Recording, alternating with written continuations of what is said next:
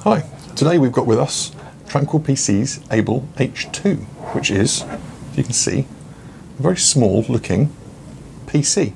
Inside it, the special news is that it's got an Intel NUC, and they've got rid of the fans completely. So the reason for the huge chassis as it is, and all the fins, is so that it can passively cool itself. So no fans, no noise. Yeah, we say it's a huge chassis. It's larger than the standard NUC. There it is for comparison. You can see it's well, it's a bit chunkier, but by the standards of desktop PCs, really, this is still an extraordinarily compact thing. And because it's basically got a standard NUC motherboard inside, you've got all the same connectivity. You've got dual USB 3 at the front and at the back, gigabit Ethernet, HDMI, display ports. There's an external antenna, obviously, for the wireless card in there. And inside this one, I believe there's a Core i5. Is that right? Yeah, it's the Core i5 Haswell. The other thing is, because it's a larger case, unlike the normal NUC, let me just dig this out and show you. So you can install a second 2.5-inch hard disk inside the Tranquil's case.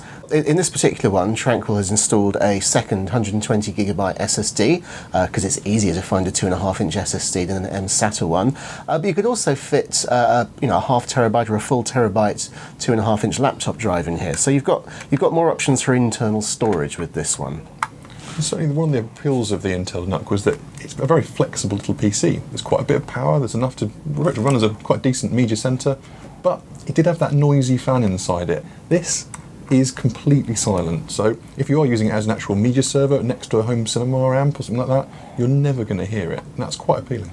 Yeah, for those of us who like the idea of the media PC, it's a perfect choice. It's also got a little infrared receiver here, so you can use it directly with a Windows Media remote. The question, though, I've got to say, inevitably, is whether you're willing to invest. How much does the case cost? If you've got an existing NUC or you're looking to just buy a NUC motherboard, the case comes for $119. The power supply is then an extra, I think, just for a laptop style power supply, is about an extra 12 quid. I think the Wi-Fi antenna is an extra 12, 14 quid on top of that. So you can put it together, as we can see here, just the case for about 150 quid. You're making it sound quite cheap, but... Then you've got to add, of course, the NUC motherboard, which if you go for the i5 one is roughly around 280, 290 quid.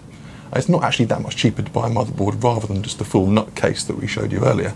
But then you've got to buy RAM, depending on how much you buy, it's 30 quid, 50 quid. You've got to buy an mSATA SSD, probably looking at another sort of 80, 90 quid there. You want to buy a 2.5-inch drive, you can add that on top. You very quickly get to 500, 600 pounds. This is not a replacement for a desktop PC, a budget desktop PC. It sounds like very cheap on paper, but it does add up. For all that, I do like it. I think a lot of people, some people don't really understand the NUC concept. Some people look at it and go, what is so great about this? It hasn't got a PCIe slot. It costs almost as much as a budget desktop once you've populated it with memory and storage and so on. Not interested. But if you do like the NUC concept, then this is really a lovely kind of luxurious implementation of it. And although the price can go quite high, this one with its Core i5 and its dual SSDs comes in at about £850, including VAT. It's never pretended to be anything other than a rather niche, rather luxury PC, and on those terms, I rather like it. Click to subscribe to our YouTube channel and come back every Wednesday for new hot hardware videos.